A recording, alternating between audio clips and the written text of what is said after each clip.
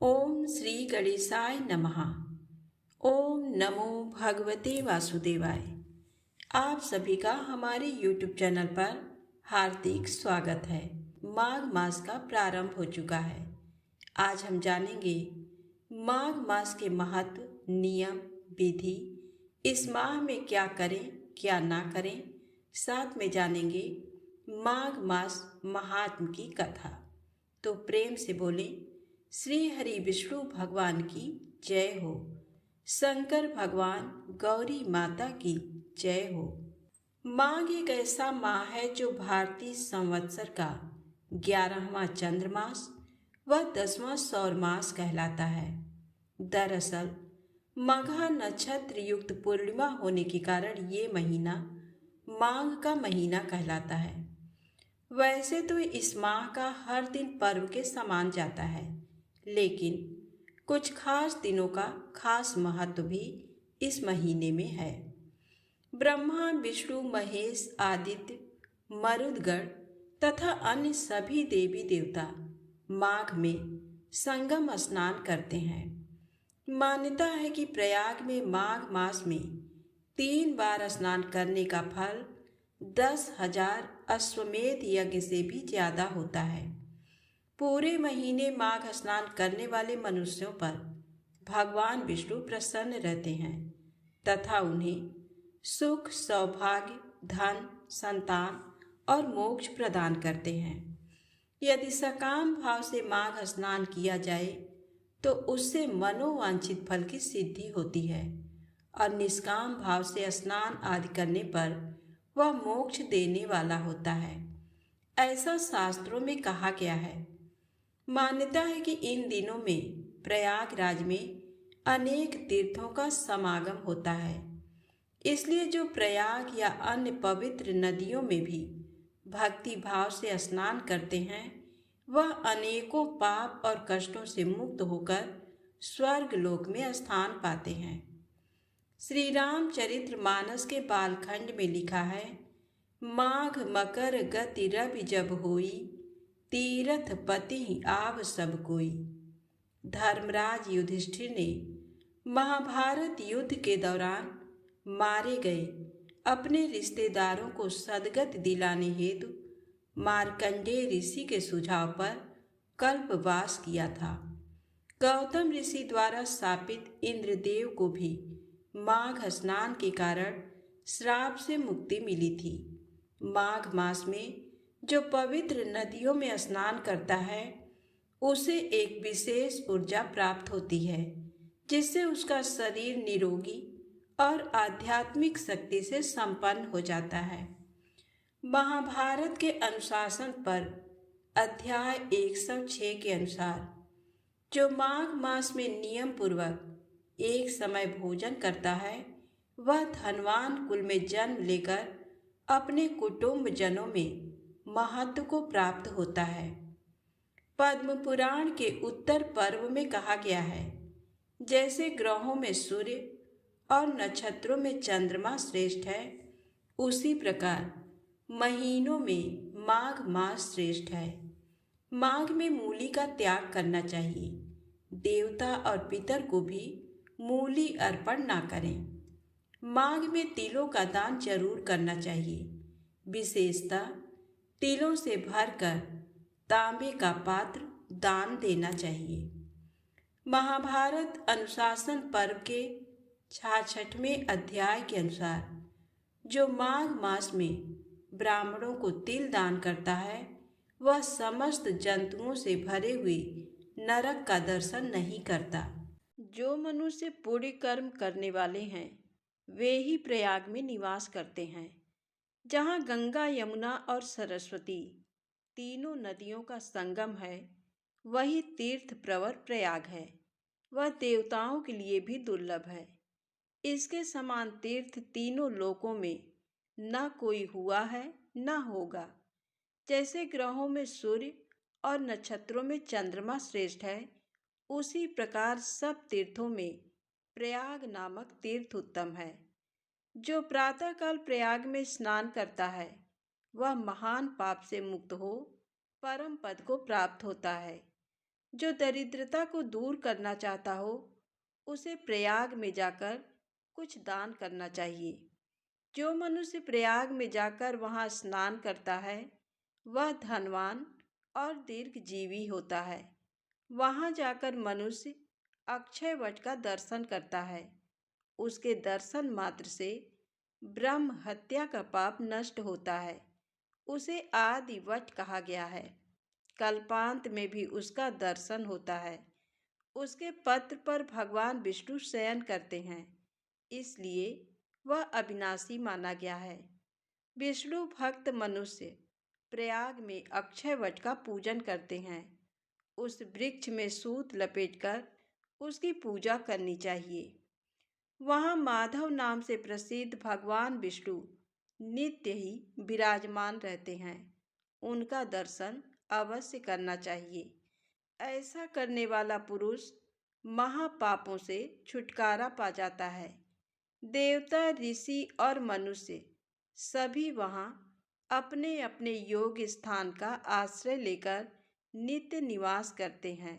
गो हत्यारा, चांडाल, दुष्ट, दूषित हृदय, वालघाती तथा अज्ञानी मनुष्य भी यदि वहाँ मृत्यु को प्राप्त होता है तो चतुर्भुज रूप धारण करके सदा ही वैकुंठ धाम में निवास करता है। जो मानव प्रयाग में माघ स्नान करता है उसे प्राप्त होने वाले पुण्य फल की कोई गणना नहीं है। भगवान नारायण प्रयाग में स्नान करने वाले पुरुषों को भोग और मोक्ष प्रदान करते हैं। जैसे ग्रहों में सूर्य और नक्षत्रों में चंद्रमा श्रेष्ठ है, उसी प्रकार महीनों में माघ मास श्रेष्ठ है। ये सभी कर्मों के लिए उत्तम है। ये माघ मकर का योग चराचर त्रिलोकी के लिए दुर्लभ है। जो इसमें यत्न पूर्वक 7, 5 अथवा 3 दिन भी प्रयाग स्नान कर लेता है उसका अभ्युदय होता है। मनुष्य आदि चराचर जीव प्रयाग तीर्थ का सेवन करके वैकुंठ लोक को प्राप्त होते हैं। दिव्यलोक में रहने वाले जो वशिष्ठ और सनकादि ऋषि हैं वे भी प्रयाग तीर्थ का बारंबार सेवन करते हैं। विष्णु, रुद्र और इंद्र भी तीर्थ प्रवर प्रयाग में निवास करते हैं। प्रयाग में दान और नियमों के पालन की प्रशंसा होती है। वहाँ स्नान और जलपान करने से पुनर्जन्म नहीं होता। अब आप सुनिए माघ मास महात्म की पौराणिक कथा। तो उसके पहले आइए सुनते हैं प्रथम पूज्य गणेश जी की कहानी। गणेश जी रिद्धि सिद्धि के दाता और विघ्न विनाशक देवता हैं, जो पूजा अर्चन से प्रसन्न होकर भक्त की हर बाधा को दूर कर सुख, सौभाग्य और धन धान्य के भंडार भर देते हैं। उनकी दयाशीलता व दानशीलता को लेकर काफी कथाएं भी प्रचलित हैं, जिनमें से एक बुढ़िया माई के खीर खाने की काफी प्रचलित कथा है। एक बार भगवान गणेश बाल रूप में चुटकी भर चावल और चम्मच में दूध लेकर पृथ्वी लोक में निकले। वे सबको अपनी खीर बनाने को कहते जा रहे थे, पर सबने उनकी बात को अनदेखा किया। इसी दौरान एक गरीब बुढ़िया माई ने उनकी खीर बनाना स्वीकार कर एक भगोना चूल्हे पर चढ़ा दिया। इस पर गणेश जी ने घर का सबसे बड़ा बर्तन चूल्हे पर चढ़ाने को कहा। बुढ़िया माई ने बाल लीला समझते हुए घर का बड़ा भगोना उस पर चढ़ा दिया। कुछ देर में ही एक चमत्कार हुआ। गणेश जी के दिए चावल और दूध बढ़ गए और पूरा भगोना उससे भर गया। इसी बीच गणेश जी नहाने के बाद खीर खाने की बात कहते हुए वहां से चले गए। पीछे से बुढ़िया माई के पोते पोती आए तो भूख लगने पर बुढ़िया माई उन्हें वह खीर खिला दी। खीर बनते देख रही पड़ोसन को भी बुढ़िया माई ने कटोरा भरकर खीर दे दिया। बेटे की बहू ने भी चुपके से एक कटोरा खीर खाने के साथ एक कटोरा खीर छिपा दी। इसके बाद भूख लगी तो बुढ़िया माई ने भी खाने के लिए खीर हाथ में ले ली और बोली, आ जा रे गणेशिया, खीर खा ले। तभी गणेश जी वहाँ पहुँच गए और बोले कि मैंने तो खीर पहले ही खा ली। जब बुढ़िया माई ने पूछा कि कब खाई, तो वे बोले कि जब तेरे पोते पोती पड़ोसन व बहू ने खाई तभी मेरा पेट भर गया। इसके बाद जब बुढ़िया माई ने बाकी बची खीर के उपयोग के बारे में पूछा तो गणेश जी ने उसे नगर में बांटने को कहा। जब बुढ़िया माई ने खीर बांटी तो राजा को भी इसका पता लग गया। इस पर उसने बुढ़िया माई को अपने दरबार में बुला लिया। सारा माजरा जानकर उसने बुढ़िया का खीर का भगोना अपने पास मंगा लिया। पर राजा के महल में जैसे ही वह पहुंचा तो उसमें कीड़े मकोड़े व जहरीले जानवर गिर गए। ये देख राजा ने ये बर्तन वापस बुढ़िया माई को दे दिया, जो उसके घर ले जाते ही वापस पहले जैसा हो गया। इसके बाद बुढ़िया माई ने फिर गणेश जी से बची हुई खीर के उपयोग के बारे में पूछा तो उन्होंने झोपड़ी के कोने में गाड़ देने को कहा। ऐसा कर बुढ़िया माई रात को सो गई और गणेश जी उसकी झोपड़ी को लात मारते हुए अंतर ध्यान हो गए। अगले दिन जब बुढ़िया माई उठी तो उसे अपनी झोपड़ी महल में बदली हुई और खीर के बर्तन सोने जवाहरातों से भरे मिले। गणेश जी की कृपा जानकर बुढ़िया माई काफी प्रसन्न हो गई। हे गणेश जी महाराज, आपने जैसा फल बुढ़िया माई को दिया वैसा सबको देना। कथा कहने वाले, हुंकार भरने वाले और सुनने वाले सभी के भंडारे भरे रखना। तो प्रेम से बोलें, गणेश जी महाराज की जय हो। अब आप सुनिए माघ मास महात्म की पौराणिक कथा। एक समय श्री सूत जी ने अपने गुरु श्री व्यास जी से कहा कि गुरुदेव, कृपा करके आप मुझसे माघ मास का महात्म कहिए, क्योंकि मैं आपका शिष्य हूँ। तब व्यास जी कहने लगे कि रघुवंश के राजा दिलीप एक समय यज्ञ के स्नान के पश्चात पैरों में जूते और सुंदर वस्त्र पहनकर शिकार की सामग्री से युक्त कवच और शोभायमान आभूषण पहने हुए अपने सिपाहियों से घिरे हुए जंगल में शिकार खेलने के लिए अपनी नगरी से बाहर निकले। उनके सिपाही जंगल में शिकार के लिए मृग, व्याघ्र, सिंह आदि जंतुओं की तलाश में इधर उधर फिरने लगे। उस वन में वनस्थली अत्यंत शोभा को प्राप्त हो रही थी। कहीं कहीं मृगों के झुंड फिरते थे, कहीं गीदड़ अपना भयंकर शब्द कर रहे थे, कहीं गैंडों का समूह हाथियों के समान फिर रहा था, कहीं वृक्षों के कोटरों में बैठे हुए उल्लू अपना भयानक शब्द कर रहे थे, कहीं सिंहों के पद चिन्हों के साथ घायल मृगों के रक्त से भूमि लाल हो रही थी, कहीं दूध से भरी थनों वाली सुंदर भैंसें फिर रही थीं, कहीं पर सुगंधित पुष्प, हरी भरी लताएं वन की शोभा को बढ़ा रही थीं। कहीं बड़े बड़े पेड़ खड़े थे तो कहीं पर उन पेड़ों पर बड़े बड़े अजगर और उनकी केचुलियां भी पड़ी हुई थीं।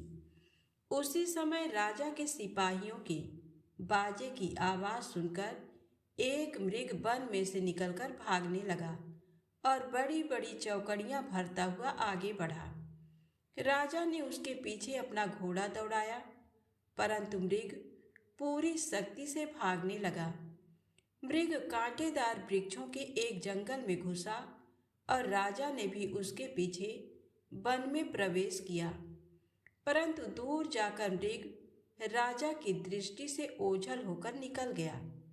राजा निर्जन वन में अपने सैनिकों सहित प्यास के मारे अति दुखी हो गया। दोपहर के समय अधिक मार्ग चलने से सैनिक थक गए और घोड़े रुक गए। कुछ देर बाद राजा ने एक बड़ा भारी सुंदर सरोवर देखा, जिसके किनारों पर घने वृक्ष थे। इसका जल सज्जनों के हृदय के समान स्वच्छ और पवित्र था। सरोवर का जल लहरों से बड़ा सुंदर लगता था। जल में अनेक प्रकार के जल जंतु मछलियां आदि स्वच्छंदता से इधर उधर फिर रही थी। दुष्टों के समान निर्दयी चित्त वाले मगरमच्छ भी थे। किसी किसी जगह लोभी के समान सीमाल भी पड़ी हुई थी। जैसे विपत्ति में पड़े हुए लोगों को, दुखों को हरने वाले दानी पुरुष के समान ये सरोवर अपने जल से सबको सुखी करता था। जैसे मेघ चातक के दुख को हरता है, इस सरोवर को देखकर राजा की थकावट दूर हो गई। रात्रि को राजा ने वहीं विश्राम किया और सैनिक पहरा देने लगे और चारों तरफ फैल गए। रात के अंतिम समय में सूकरों के एक झुंड ने आकर सरोवर में पानी पिया और कमल के झुंड के पास आया। तब शिकारियों ने सावधान होकर सूकरों पर आक्रमण किया और उनको मारकर पृथ्वी पर गिरा दिया। उस समय सब शिकारी कोलाहल करते हुए बड़ी प्रसन्नता के साथ राजा के पास गए और राजा प्रभात हुआ देखकर उनके साथ ही अपनी नगरी की तरफ चल पड़ा। जिसका शरीर तपस्या और नियमों के कारण बिल्कुल सूख गया था, जो मृगछाला और बलकल पहने हुए था और नख, रोम तथा केश धारण किए हुए था, राजा ने ऐसे घोर तपस्वी को देखकर बड़े आश्चर्य से उसको प्रणाम किया और हाथ जोड़कर खड़ा हो गया। तपस्वी ने राजा से कहा कि हे राजन, इस पूरे शुभ माघ में इस सरोवर को छोड़कर तुम यहाँ से क्यों जाने की इच्छा करते हो? तब राजा कहने लगा कि महात्मन, मैं तो माघ मास में स्नान के फल को कुछ भी नहीं जानता। कृपा करके आप विस्तार पूर्वक मुझको बतलाइए। राजा के ऐसे वचन सुनकर तपस्वी कहने लगा कि हे राजन, भगवान सूर्य बहुत शीघ्र उदय होने वाले हैं, इसलिए ये हमारे लिए स्नान का समय है, कथा का नहीं। सो आप स्नान करके अपने घर को जाओ और अपने गुरु श्री वशिष्ठ जी से इस महात्म को सुनो। इतना कहकर तपस्वी सरोवर में स्नान के लिए चले गए और राजा भी विधि पूर्वक सरोवर में स्नान करके अपने राज्य को लौटा और रनिवास में जाकर तपस्वी की सब कथा रानी को सुनाई। तब सूत जी कहने लगे कि महाराज, राजा ने अपने गुरु वशिष्ठ जी से क्या प्रश्न किया और उन्होंने क्या उत्तर दिया, सो कहिए। माघ मास महात्म का प्रथम अध्याय आज यही समाप्त होता है। आगे की कथा कल अवश्य सुनिएगा। अब आइए सुनते हैं माघ मास में सुनी जाने वाली भगवत गीता की महात्म कथा। श्री भगवान कहते हैं, देवी, सब लोगों द्वारा सम्मानित गीता का महात्म संक्षेप से बतलाता हूँ, सावधान होकर सुनो। मध्य देश में पुरकुत्सपुर नामक एक नगर है। उसमें पिंगल नाम का एक ब्राह्मण रहता था। वह वेद पाठी ब्राह्मणों के विख्यात वंश में, जो सर्वथा निष्कलंक था, उत्पन्न हुआ था, किंतु अपने कुल के लिए उचित वेद शास्त्रों के स्वाध्याय को छोड़कर ढोल आदि बजाते हुए उसने नाच और गान में मन लगाया। गीत, नृत्य और बाजा बजाने की कला में परिश्रम करके पिंगल ने बड़ी प्रसिद्धि प्राप्त कर ली और उसी से उसका राजभवन में भी प्रवेश हो गया। अब वह राजा के साथ रहने लगा और पराई स्त्रियों को बुला बुलाकर उनका उपभोग करने लगा। स्त्रियों के सिवा और कहीं इसका मन नहीं लगता था। धीरे धीरे अभिमान बढ़ जाने से उच्छृंखल होकर वह एकांत में राजा से दूसरों के दोष बतलाने लगा। पिंगल की एक स्त्री थी जिसका नाम था अरुणा। वह नीच कुल में उत्पन्न हुई थी और कामी पुरुषों के साथ विहार करने की इच्छा से सदा उन्हीं की खोज में घूमा करती थी। उसने पति को अपने मार्ग का कंटक समझकर एक दिन आधी रात में घर के भीतर ही उसका सिर काटकर मार डाला और उसकी लाश को जमीन में गाड़ दिया। इस प्रकार प्राणों से वियुक्त होने पर वह यमलोक में पहुंचा और भीषण नरकों का उपभोग करके निर्जन वन में गिद्ध हुआ। अरुणा भी भगंदर रोग से अपने सुंदर शरीर को त्याग कर घोर नरक भोगने के पश्चात उसी वन में सुखी हुई। एक दिन वह दाना चुगने की इच्छा से इधर उधर फुदक रही थी। इतने में ही उस गिद्ध ने पूर्व जन्म के वर का स्मरण करके उसे अपने तीखे नखों से फाड़ डाला। सुखी घायल होकर पानी से भरी हुई मनुष्य की खोपड़ी में गिरी। गिद्ध पुनः उसकी ओर झपटा।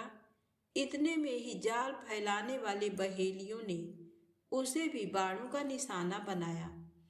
उसकी पूर्व जन्म की पत्नी सुकी उस खोपड़ी के जल में डूबकर प्राण त्याग चुकी थी। फिर वह क्रूर पक्षी भी उसी में गिरकर डूब गया। तब यमराज के दूत उन दोनों को यमराज के लोक में ले गए। वहां अपने पूर्वकृत पाप कर्म को याद करके दोनों ही भयभीत हो रहे थे। तदनंतर यमराज ने जब उनके घृणित कर्मों पर दृष्टिपात किया तब उन्हें मालूम हुआ कि मृत्यु के समय अकस्मात खोपड़ी के जल में स्नान करने से इन दोनों का पाप नष्ट हो चुका है। तब उन्होंने उन दोनों को मनोवांछित लोक में जाने की आज्ञा दी। ये सुनकर अपने पाप को याद करते हुए वे दोनों बड़े विस्मय में पड़े और पास जाकर धर्मराज के चरणों में प्रणाम करके पूछने लगे, भगवान, हम दोनों ने पूर्व जन्म में अत्यंत घृणित पाप का संचय किया है, फिर हमें मनोवांछित लोकों में भेजने का क्या कारण है, सो बताइए। यमराज ने कहा, गंगा के किनारे वट नामक एक उत्तम ब्रह्म ज्ञानी रहते थे। वे एकांत सेवी, ममता रहित, शांत, विरक्त और किसी से भी द्वेष न रखने वाले थे। प्रतिदिन गीता के 5वें अध्याय का जप करना उनका सदा का नियम था। 5वें अध्याय को श्रवण कर लेने पर महापापी पुरुष भी सनातन ब्रह्म का ज्ञान प्राप्त कर लेता है। उसी पुण्य के प्रभाव से शुद्ध चित्त होकर उन्होंने अपने शरीर का परित्याग किया था। गीता के पाठ से जिनका शरीर निर्मल हो गया था, जो आत्मज्ञान प्राप्त कर चुके थे, उन्हीं महात्मा की खोपड़ी का जल पाकर तुम दोनों पवित्र हो गए हो। अतः अब तुम दोनों मनोवांछित लोकों को जाओ, क्योंकि गीता के अध्याय के महात्म से तुम दोनों शुद्ध हो गए हो। श्री भगवान कहते हैं, सबके प्रति समान भाव रखने वाले धर्मराज के द्वारा इस प्रकार समझाए जाने पर ये दोनों बहुत प्रसन्न हुए और विमान पर बैठकर वैकुंठ धाम को चले गए। तो प्रेम से बोले, श्री हरि विष्णु भगवान की जय हो। अब आप सुनिए माघ मास में नित्य सुनी जाने वाली श्री धर्मराज जी की ये पौराणिक कथा।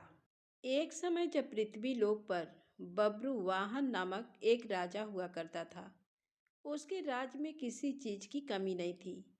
इसी राज्य में एक हरिदास नामक ब्राह्मण भी निवास करता था, जिसका विवाह गुणवती से हुआ था, जो कि बहुत ही धर्मवती एवं पतिव्रता महिला थी।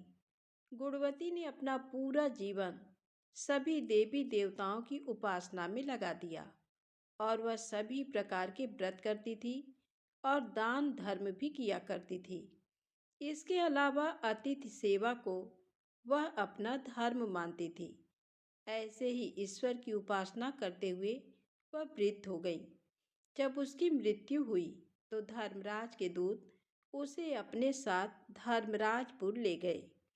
यमलोक में एक सुंदर सिंहासन पर धर्मराज जी विराजमान थे और उनके पास ही चित्रगुप्त जी भी बैठे थे। चित्रगुप्त जी जब धर्मराज को प्राणियों का लेखा जोखा सुना रहे थे, तभी यमदूत गुणवती को लेकर पहुंचे। गुणवती यमराज को देखकर थोड़ी भयभीत हुई और मुंह नीचे करके खड़ी हो गई। फिर चित्रगुप्त ने गुणवती का ब्यौरा निकाला और उसके बारे में धर्मराज को बताया। धर्मराज ने गुणवती का पूरा ब्यौरा देखा और वे प्रसन्न हुए, लेकिन फिर भी उनके मुख पर थोड़ी सी उदासी भी छाई हुई थी। ये देखकर गुणवती ने पूछा, हे प्रभु, मैंने तो अपने जीवन काल में सारे सत्कर्म ही किए, फिर भी आपके मुख पर उदासी छाई है। इसका कारण क्या है? प्रभु, मुझसे क्या भूल हुई है? धर्मराज ने कहा, हे देवी, तुमने सभी देवी देवताओं के व्रत किए हैं, उपासना की है, लेकिन कभी भी तुमने मेरे नाम से कुछ पूजा या पाठ या दान नहीं किया। धर्मराज की बात सुनते ही गुणवती क्षमा याचना करने लगी और कहने लगी, हे प्रभु, मुझे आपकी उपासना के बारे में कुछ पता नहीं है। कृपा करके मुझे ऐसा उपाय बताइए प्रभु, जिससे सभी मनुष्य आपकी कृपा के पात्र बन सके। मैं आपके मुख से आपकी भक्ति का मार्ग सुनना चाहती हूँ और मेरी कामना है कि मृत्यु लोक पर वापस जाकर मैं आपकी भक्ति करूं और सभी लोगों को इस बारे में बताऊं। धर्मराज जी ने बताया, जिस दिन सूर्य देव उत्तरायण में प्रवेश करते हैं, यानी मकर संक्रांति के दिन मेरी पूजा शुरू करनी चाहिए और उस दिन से लेकर पूरे 1 साल तक मेरी पूजा करते हुए ये कथा सुननी चाहिए। साथ ही मेरी पूजा करने वाले व्यक्ति को धर्म के इन 10 नियमों का पालन अवश्य करना चाहिए। पहला है धीरज रखना, यानी संतुष्ट रहना। दूसरा, अपने मन को बस में रखना और सभी को क्षमा करना। तीसरा, किसी प्रकार का दुष्कर्म नहीं करना। चौथा, मानसिक और शारीरिक शुद्धि का ध्यान रखना। पांचवा, अपनी इंद्रियों को बस में रखना। छठा, बुरे विचारों को अपने मन में न लाना। सातवां, पूजा पाठ और दान पुण्य करना। आठवां, व्रत करना और व्रत की कहानी सुनना। नौवां, सच बोलना और सभी से अच्छा व सच्चा व्यवहार करना। 10वां है क्रोध ना करना। धर्म के इन सभी लक्षणों का पालन करते हुए 1 साल तक मेरी कथा नियम से सुने, दान पुण्य और परोपकार के काम करें और अगली मकर संक्रांति पर इस व्रत का उद्यापन करें। इसके बाद मेरी एक मूर्ति बनाकर विधि विधान से प्राण प्रतिष्ठा करवाकर हवन पूजन करें और साथ ही चित्रगुप्त की भी पूजा करें और काले तिल के लड्डू का भोग लगाएं। इसके बाद ब्राह्मण भोज करवाएं व बांस की टोकरी में 5 सेर अनाज का दान करें। साथ ही किसी जरूरतमंद को गद्दा, तकिया, कंबल, लोटा व वस्त्र आदि का दान करें। संभव हो तो गौ दान करें। धर्मराज से व्रत की पूरी कथा सुनकर गुणवती ने पुनः धर्मराज जी से प्रार्थना की, हे प्रभु, मुझे फिर से मृत्युलोक में जाने दीजिए, जिससे मैं आपका व्रत कर सकूं, साथ ही इस व्रत का प्रचार भी लोगों में कर सकूं। इस पर यमराज ने गुणवती को धरती लोक पर फिर से जाने दिया। धरती पर वापस आकर गुणवती ने धर्मराज जी द्वारा बताए गए व्रत के बारे में अपने पति देव को बताया। मकर संक्रांति आते ही गुणवती और उसके पति ने ये व्रत शुरू कर दिया। इसी व्रत के प्रभाव से उन पर धर्मराज की कृपा हुई और उन्हें मोक्ष की प्राप्ति हुई। तो बोलिए श्री लक्ष्मी नारायण भगवान की जय हो, धर्मराज जी की जय हो। दोस्तों, यदि आपको ये वीडियो अच्छी लगे तो प्लीज़ लाइक अवश्य करें, चैनल को सब्सक्राइब करें, ज़्यादा से ज़्यादा शेयर करें। जय माता दी, जय भोलेनाथ।